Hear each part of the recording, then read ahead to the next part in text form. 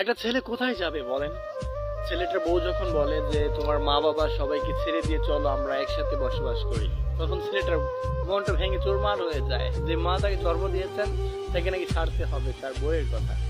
আবার তার মা যখন বলে যে তোর বৌমা তো আমার সাথে মিলেমিশে চলে না, চল আমরা তোর বউকে আলাদা করে দিই, তুই আমার কাছে চলে আয়, তোর বউ বাপের বাড়ি চলে যায়, তখন ছেলেটার মনটা ভেঙে যায়। এখন আপনারাই বলেন ওই ছেলেটা কি করবে?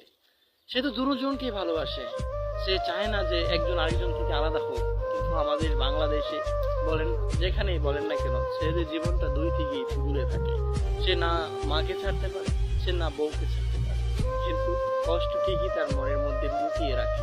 এটাই ছেলেদের জীবন, এটাই ছেলে মানুষ, চুপচাপ থাকতে পছন্দ করে, কষ্ট নিজের মনে রাখতে পছন্দ করে। ছেলে মানুষের কষ্ট অনেক, কিন্তু বোঝায় না কাউকে।